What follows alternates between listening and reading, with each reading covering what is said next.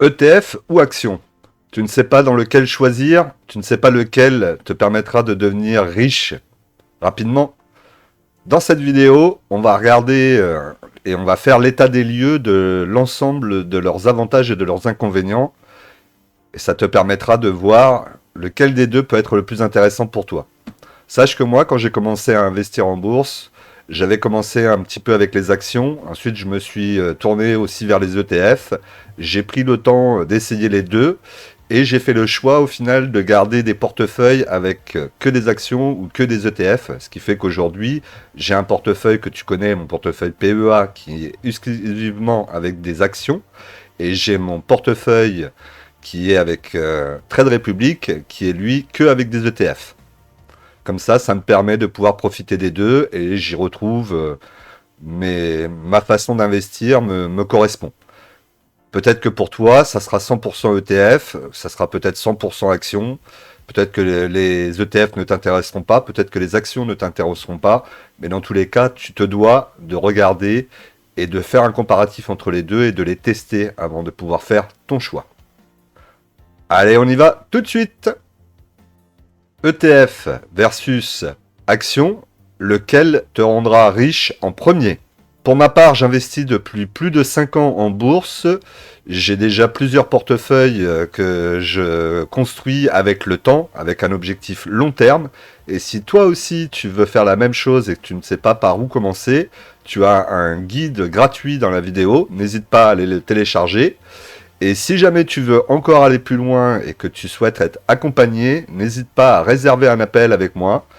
C'est un appel de 30 minutes où on fait un petit point sur ta situation pour voir comment est-ce qu'on va pouvoir t'amener à ton objectif de retraite dans quelques années évidemment. Définition et fausses idées. Quand tu entends ETF, tu penses que c'est trop technique et pas assez rentable. C'est souvent ce que les gens pensent de l'ETF. Lorsque tu entends action, tu penses que c'est beaucoup plus risqué, mais que le potentiel de gain est plus important. Erreur. Beaucoup d'entre vous se trompent à cause des fausses croyances. Ces croyances que nous avons tous, sans savoir si elles sont vérifiées ou pas, et qui souvent nous font faire, ou en tout cas nous font passer à côté de certaines opportunités. Donc dans cette vidéo, on va essayer de casser aussi un petit peu ces croyances. D'ailleurs, si tu veux regarder une autre de mes vidéos qui parle uniquement des ETF, je t'ai mis une vidéo ici avec les ETF, la grande arnaque. N'hésite pas à aller regarder cette vidéo et à me faire un petit retour après. Évidemment, attends d'avoir regardé la vidéo et ensuite va voir cette deuxième vidéo. Ou regarde cette vidéo, mets-toi en pause et reviens après sur la vidéo. Alors, qu'est-ce que c'est déjà un ETF? Un ETF, c'est un indice qui va repliquer un ensemble d'actifs dans une même ligne. Si on voulait prendre une image encore plus simple, c'est un panier tout simplement. Vous prenez vos actifs et vous le mettez dans votre panier et ensuite vous achetez le panier. Donc pour l'exemple le plus simple, ça va être avec le CAC 40, les 40 plus grosses entreprises françaises. Vous allez acheter un ETF CAC 40, il va repliquer la performance du CAC 40 avec ses 40 actions dedans. L'avantage, c'est que lorsqu'une action va sortir du CAC 40, vous n'avez pas besoin d'y retourner pour faire des modifications, ça va se faire automatiquement. Et une nouvelle action rentrera dans le CAC 40 à sa place et vous continuerez à acheter votre ligne sans vous poser de questions. Au niveau de l'action, c'est un peu différent. Là, vous achetez un titre d'entreprise, donc un morceau de l'entreprise. Vous êtes vraiment, vous devenez propriétaire d'une part de cette entreprise. Et dans ces cas-là, vous allez avoir des droits comme le droit de vote aux AG, pouvoir regarder ce que l'entreprise fait un peu plus dans le détail, pouvoir bénéficier de dividendes que vous n'aurez pas avec l'ETF classique en tout cas. Et pourquoi pas, si vous êtes au nominatif, avoir encore davantage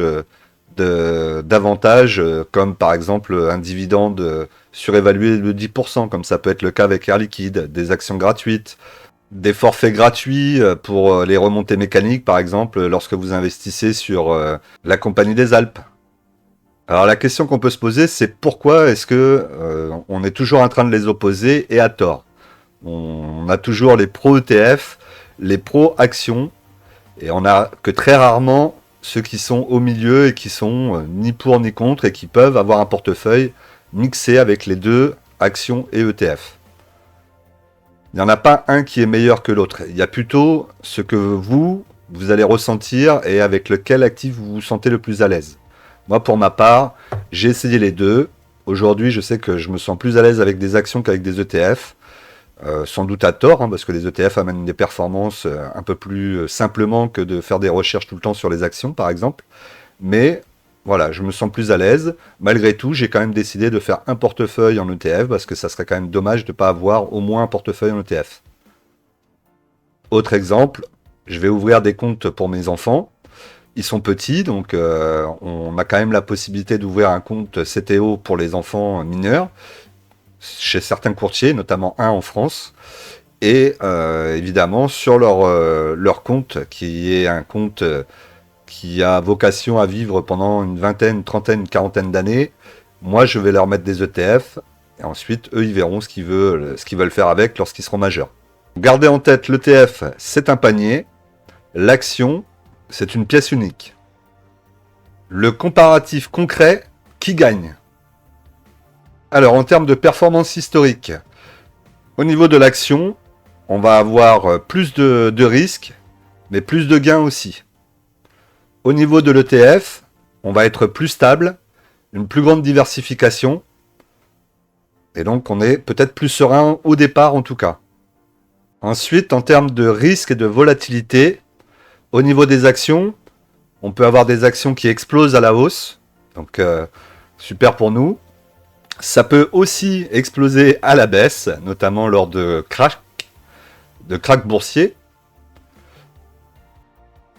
Ou même, sans aller jusque-là, avec certaines actions qui peuvent être aussi très connues et peut-être que vous en avez en portefeuille.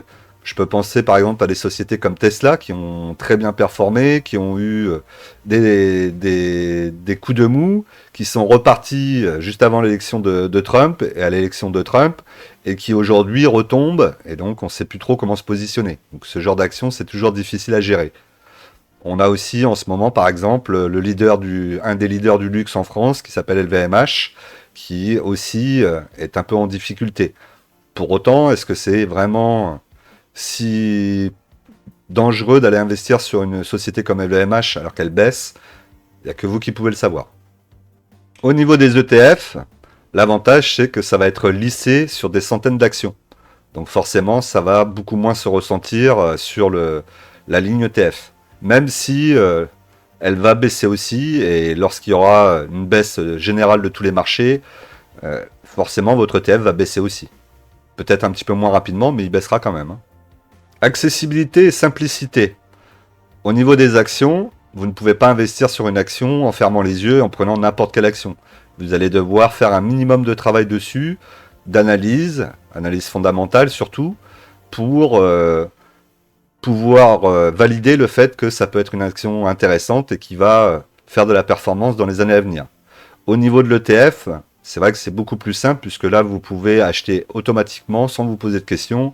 Vous allez prendre un SP500 par exemple, vous allez avoir les 500 plus grosses entreprises américaines, vous vous posez pas de questions et ça achète automatiquement, vous n'avez presque pas besoin de savoir ce qu'il y a dans le portefeuille. Pour une stratégie long terme, donc l'ETF évidemment va être plus conseillé pour les débutants, puisque vous allez avoir moins de travail à faire dessus. Au niveau des actions, ça peut booster votre performance, à condition évidemment de bien choisir vos actions. Pour ma part, je reste quand même convaincu que même si tu investis sur un ETF, il faudrait quand même savoir exactement quels sont les actifs à l'intérieur de cet ETF. Ne pas juste aller investir comme ça parce que c'est l'SP500 et pas se poser de questions. Généralement, même 90% du temps, si je demande à quelqu'un qu'est-ce qu'il y a dans le SP500, vous allez pouvoir me citer peut-être les 5 ou 10 premières actions qui sont les plus grosses, et ensuite le reste, ça sera un petit peu des coups de chance si vous tombez dessus. Donc c'est pas forcément comme ça qu'il faut investir, il faut essayer de savoir sur quoi vous investissez, quel est l'actif et le connaître. Même si on a vu qu'avec l'ETF, on pouvait y aller beaucoup plus vite. Donc si tu veux devenir riche sereinement, il faut que tu comprennes comment est-ce que tu vas pouvoir les utiliser ensemble. Une stratégie à 100 € par mois. Voilà ce que je ferais si j'étais débutant et que je voulais mettre 100 € par mois sur un portefeuille bourse.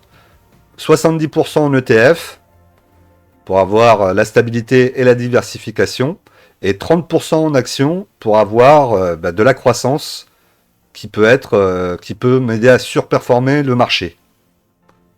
Là, concrètement, avec 70 et 30, vous aurez un portefeuille qui va se tenir et qui va pouvoir fonctionner dès le départ. D'ailleurs, il y a quelques années, en 2001, en 2021, pardon, j'avais moi aussi un portefeuille, mon PEA, avec des actions évidemment, puisque j'ai toujours eu des actions dans ce PEA, mais j'avais rentré aussi un certain nombre d'ETF, peut-être un peu trop même à l'époque, puisque j'avais 5 ETF. Dans le PEA, vous savez que l'enveloppe réduit quand même les possibilités d'ETF, donc le champ des possibles est un peu moins important. Malgré tout, vous pouvez quand même aller chercher des ETF synthétiques qui vont répliquer le marché américain, donc c'est intéressant. Et donc j'avais 5 ETF à l'époque dans mon portefeuille. Je les ai revendus depuis, évidemment, mais c'est toujours intéressant d'avoir un ETF ou deux dans le portefeuille. Et pour les débutants, c'est encore davantage plus important. Peut-être que j'aurais pas fait les erreurs que j'ai faites si au début j'avais commencé par les ETF. Il faut savoir par exemple que j'ai vendu des actions à l'époque juste en sortie du Covid assez bas parce que je ne les voyais pas bouger, que ça faisait quelques mois qu'il ne se passait rien. Et en fait, j'avais pas encore assimilé à l'époque l'importance de la discipline. Et c'est pour ça que dans toutes mes vidéos, généralement, je vous en reparle. La discipline, c'est vraiment la base de l'investissement. Une fois que vous aurez votre discipline, vous verrez que le reste, après, ira tout seul. Mais bon, revenons au sujet. Donc, les ETF et les actions. Donc, effectivement, un portefeuille avec des ETF au début, ça va amener de la solidité à votre portefeuille et de la stabilité. Et avec les actions, vous amèneront la croissance.